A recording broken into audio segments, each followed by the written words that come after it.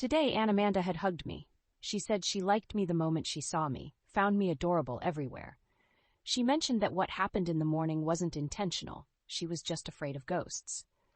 She also said that Emily belonged to the Clark family, that she had always wanted a daughter, and even picked the name Emily Wilson. A son and a daughter, symbolizing peaceful seas and rivers, a vision of peace and prosperity. But it wasn't her luck to have one. Her tone carried a calm sorrow when she spoke. I didn't dare ask more, as that would be adding insult to injury. In this world, everyone has their hidden depths and bright spots. Perhaps the heavens saw my plight and finally decided to show me some pity. If so, I wished it would pity me a bit more. Just a little more. Let me stay here a bit longer, to indulge in a brief, beautiful dream. I turned over in bed again, the wooden bed frame creaking. This small building was quite old. With my stomach in discomfort, I couldn't sleep. I turned on the bedside lamp and took out a math test paper. I hadn't been working on it long when someone tapped lightly on the door 3 times. I opened the door to find Ethan leaning against the doorframe. Still up? I'll go to bed soon. His gaze was straightforward, his defined features half in shadow, half in light. Under such scrutiny, I felt almost exposed. He spoke. I haven't raised children, but I'm not so dumb as to starve someone to death. My face flushed hotly, my careful cover suddenly ripped open, exposing my most embarrassing side. Hands clasped tightly, I didn't know how to respond. I'd always kept my facade intact before. I hadn't realized that my lips were quivering. I was afraid they would see me as deceitful, unlikable. Slowly, I cast my eyes down. It seemed like I couldn't hold on to anything. He lifted my chin up and tears fell. His dry fingers traced the tear tracks, and he sighed gently. Why crying again? I've been squatting downstairs for so long. A normal kid would have gone down to find something to eat by now. You're so patient. You're nothing like your father. One afraid of troubling others, the other afraid of not troubling others. Besides, I've taken your protection money. What are you still worried about? I sniffled, looking up at him. But he didn't take any money yesterday. As if to prove it, he pulled out that wrinkled $10 bill from his pocket, showing it in the palm of his hand. When I saw it clearly, he put it back in his pocket. Taking my hand, we walked downstairs step by step, stopping in the kitchen where the light was on. The pork rib soup in the pressure cooker was still warm. He left it for you, he said.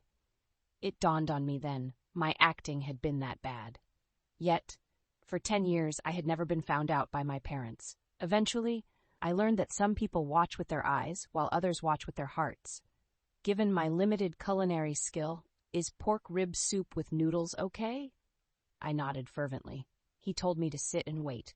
The steam rose without the extractor fan on, and he cracked a window open. The noodles were ready quickly. The soup bowl was filled, clearly too much to finish. Can you eat it all? I said I could. He asked again, too much or too little? I said just right.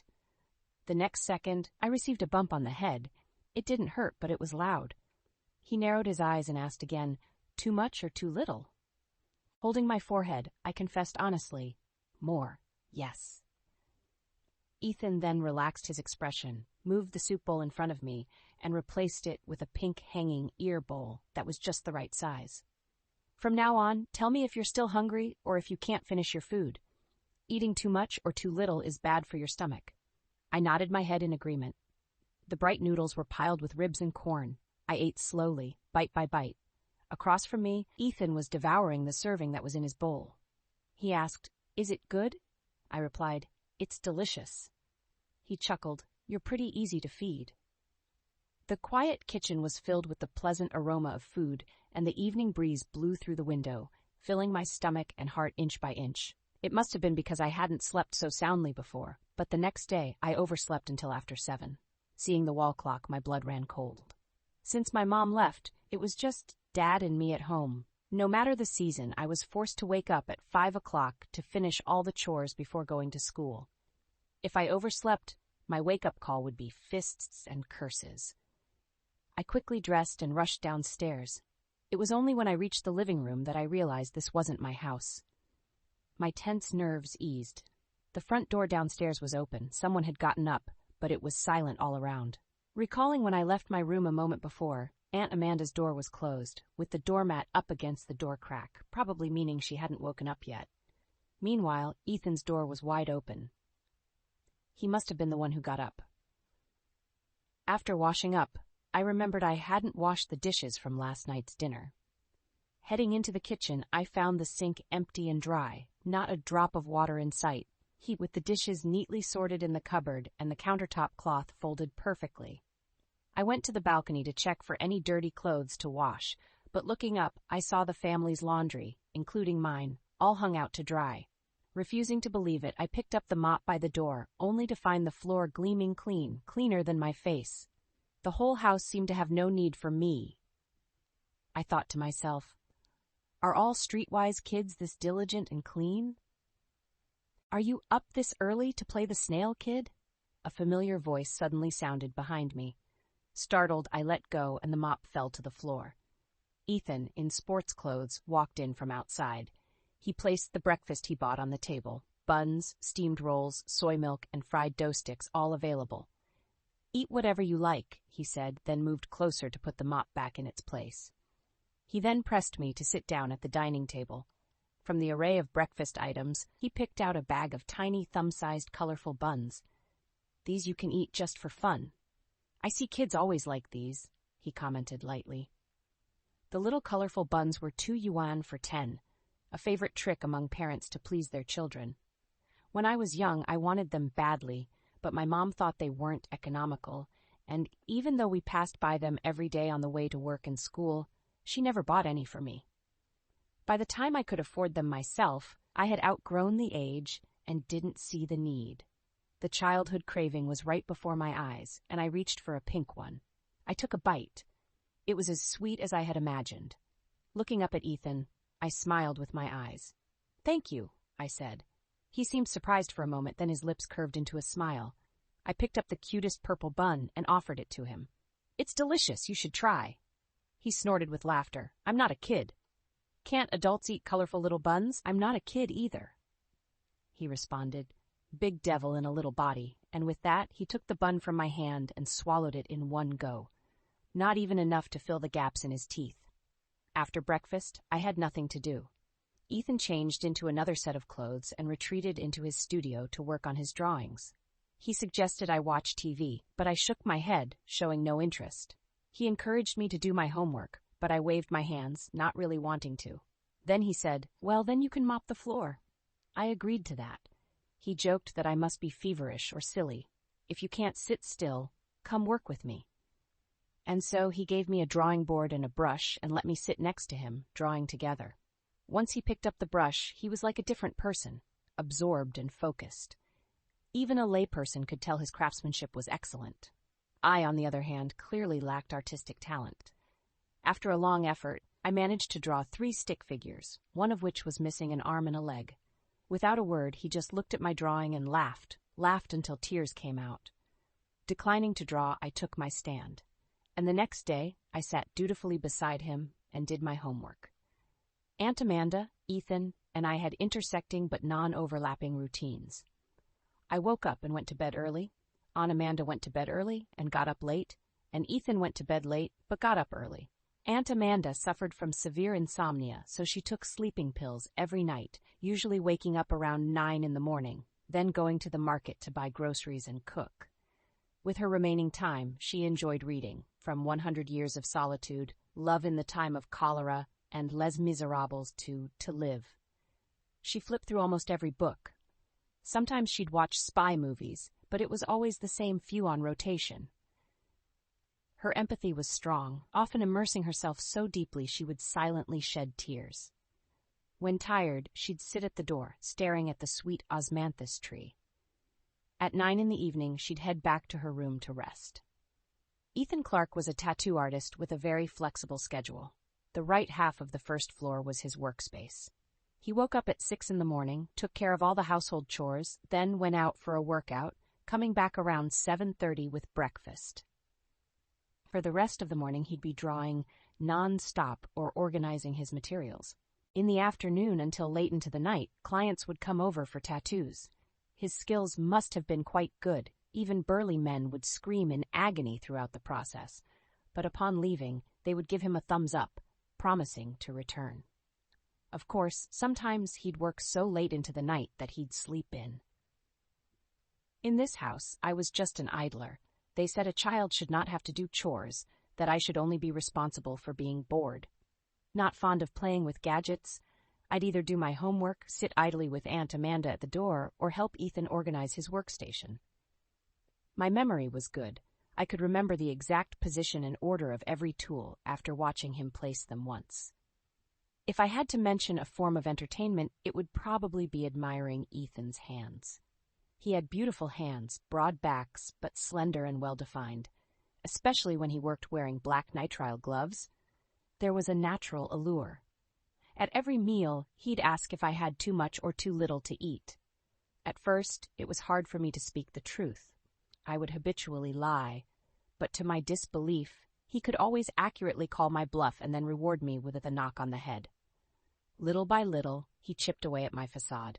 He said all the principled teachings of my parents were nonsense, that anyone who listened to them was a fool bound to go to bed hungry, unable to sleep, and not grow tall. After ceasing to be a fool, I discovered how good it felt to be full, which even improved my sleep. During the day, I took the chance to go home to fetch my piggy bank. As expected, my dad was not home. The neighbor said he had been lucky recently, winning a lot of money, and had become scarcely seen around. Oh, then I hoped he'd keep winning so that he'd continue to forget he had a daughter to vent his anger on. That night, I lay in bed unable to sleep again. But this time, it was for a happy reason. Today, Aunt Amanda suggested we go shopping. Ethan wanted to tag along, but she told him to stay where it's cool. Then she took me to a women's lingerie store, a place I had never set foot in before. For the first time, I learned that girls' underwear could come in so many varieties and colors, that different stages of puberty required different types of underwear, that empty cups were not normal. Aunt Amanda patiently helped me try on one after another until we found what suited me. She taught me hand by hand how to wear different types of underwear correctly and how to clasp the straps behind my back. She explained that breast development was a normal physiological phenomenon, that it meant Emily was growing up, and I should walk with my head high and chest out without feeling shy. She warned that inappropriate underwear could easily cause problems with breast development, especially auxiliary breasts. So that day I got the first and second meaningful bras of my life, gifts from Aunt Amanda. Perhaps she was too detailed and considerate that the store clerk sighed about how caring she was for her daughter. Aunt Amanda didn't deny it, just held me tight in her arms. Smiling, she said, "How could I not cherish such a lovely daughter?" Aunt Amanda was more of a mother than my own. I buried my face in the soft comforter, feeling nearly dizzy with happiness. From now on, I too would have pretty and comfortable bras. Underwear. Yikes! Realizing something, I sat up quickly from the bed. The new underwear was still on the downstairs sofa. Aunt Amanda said they needed to be hand-washed before wearing. Slipping into my slippers, I tiptoed downstairs, planning to wash them overnight. The living room was lit with a dim yellow lamp, and the man on the sofa was half shrouded in shadows, with thin wisps of smoke drifting slowly from his slender fingers. Yet, he sat motionless, as if his soul had been drained away, leaving only an empty shell to be devoured. I stopped in my steps. Sensing something, he put out the cigarette. Hungry? I shook my head, realizing he couldn't see me, and spoke up. "No, I came to get a small bag. I forgot to wash the clothes inside." "The two little vests? I've washed and hung them up already." "Huh?" I was surprised.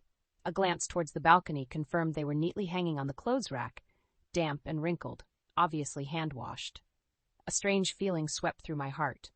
Why is he so diligent, making me seem lazy? He patted the seat next to him, indicating for me to sit. Puzzled, he asked, "Can't hand-wash." I propped my chin on my hands and nodded, then shook my head. "Not really, but you're strong. I was worried you'd rub them too hard." He was silent for a moment before replying, "Then I'll be more careful next time." At that time, he saw me just as a little kid, and as someone with little experience with men, he treated me like a sister, and I saw him as a brother, and neither of us realized there was anything wrong with that. It was almost midnight. He urged me to go back to my room to sleep. I wouldn't. Because of my family situation since I was young, To avoid beatings, I habitually read my dad's moods and acted accordingly. Over time, I became very sensitive to other people's emotions. Ethan was not doing well now. He was like a desperate prisoner, waiting and watching for something. I felt that at this moment I should be by his side. Later on, recalling that night, I always felt grateful that my intuition was right. The clock struck 12. Suddenly, there was the sound of a door opening upstairs. Aunt Amanda came downstairs, but she didn't seem to notice us, walking straight through the living room, all the way to the courtyard, stopping under the sweet osmanthus tree. Thinking she was sleepwalking, I didn't dare to make a noise, afraid to disturb her. The deep night was silent, and the wind through the leaves moved the branches and the wind chimes hanging there. The clear sound of their collision was magnified infinitely by the quiet again and again. That slender figure turned, looking back and stepping into a dance, putting all her force into every move. It was as if all her life and hopes were burning, and she willingly became the moth flinging itself into the flames, dying in the most tragic way amidst this sea of fire. The cold wind was mournful, all sound had ceased, and Ethan and I sat at the door, silently witnessing this dance of life. At the end of the dance, she leaned back, as if to entrust herself to someone else. However, the hope was met with extreme disappointment and despair. There was nothing behind her, and she fell clumsily to the ground, her hands pounding the dirt frantically as tears fell like rain. "Why don't you ever come back to see me?" "I'm afraid of ghosts, but I'm not afraid of you. They all bully me when you're not here." I wanted to step forward to stop her, but a large hand beside me held me back. His voice was low and weary. "If you go, she won't wake up." Each person experiences suffering in the same way, yet each crosses the river of suffering in their own manner. Some are lost in it, never waking, while others shoulder their burdens and walk alone. Letting go is an inevitable journey in a person's life. That night, only after Aunt Amanda wept herself to exhaustion did Ethan step forward to carry her back to her room. I took a warm, damp cloth and wiped her face and hands carefully, removing the tear stains and dust, but I knew I couldn't erase the scars on her heart. After Aunt Amanda fell asleep, Ethan Clark returned to the couch, and I sat by his side in silence. Beneath the light, he tilted his head back, staring at the ceiling as a redness tinged his eyes. After a while, he asked, "Are you scared?" I replied, "No, I'm not scared." Legend has it that if wind chimes are hung from a tree, the spirits of the deceased will follow the ringing sound home. When my mother passed away, I hung wind chimes at the door every night. Yet, for 2 whole years, she never once appeared in my dreams. Instead, it was my father. He smashed the wind chimes to the ground and warned me not to indulge in such nonsense, claiming they disturbed his peace and brought him nightmares. So, what is there to fear? That which you fear is something others yearn for day and night, but can't see. I'm not scared, but I am sad. I'm saddened that they, who can hardly take care of themselves, still try their best to provide warmth to me. I'm sad that while this world is riddled with countless wounds, there are still those who tirelessly mend them. I'm sad that we all seem to be carrying different burdens in our lives, stumbling through the same world. Ethan's heart was so filled with bitterness that sitting beside him, I could drown in his unspoken sorrow and loneliness, as if standing on the border between life and death, yet abandoned by both. And yet there was nothing I could do. The following day, when Aunt Amanda came around, she remembered what happened the previous night. With an apologetic look, she urged me not to be afraid, assuring me she wouldn't hurt me. When she spoke, it reminded me so much of how Noah used to be, cautious in every way. I felt a lump in my throat, but in my heart, I knew Noah wasn't foolish and Aunt Amanda wasn't crazy. They were just experiencing pain that others couldn't understand. I told her, "Auntie, your dancing is beautiful, would you teach me?" Her eyes welled up instantly, but she wiped them quickly and nodded in agreement. From that day on, the figures under the osmanthus tree weren't alone anymore, one big, one small, always together. But God hadn't blessed me with a talent for drawing or dancing. No matter how hard I tried, I couldn't learn. Aunt Amanda patiently taught me over and over until I could dance reasonably well. She told me that she had met Ethan's father through that dance. He loved watching her dance the most, And because she loved Osmanthus, he had adored Osmanthus trees while he was alive. Now that he's gone, it's as if his preferences have gone with him. She spoke with a calm tone, her optimism as prominent as her pessimism, one visible by day, the other locked away at night. In this small town, it's nearly impossible to keep a secret. Gossip flies, and people's words can be fearsome. So when Aunt Amanda went to the market, I insisted on accompanying her. There were 2 markets in town. The Wilson family lived on the West End, so we frequented the West Market, while the Clark family was on the East End, heading to the East Market. The town was neither large nor small, but I had seldom visited the East Market, which was bigger and busier than the West. At the entrance, a middle-aged man stood by a bicycle draped with large sacks, a peeling horn attached to the front. "Selling long hair, buying braids, top dollar paid, you can sell your hair," he announced. His eyes lit up when he saw me, and he grabbed my arm, asking, "Young lady, want to sell your hair?" My mother had always said that long hair saps your strength, so I grew up with a tomboy's shorn hair, courtesy of Mom. But I actually liked long hair, so after she died, I stopped cutting it. 4 years later, my hair hadn't gotten much longer, but my hair had grown down to my waist. He pulled suddenly, giving me a fright. Aunt Amanda instinctively stepped in front of me. Waving him off, she said, "My girl's hair isn't for sale," and tried to lead me away.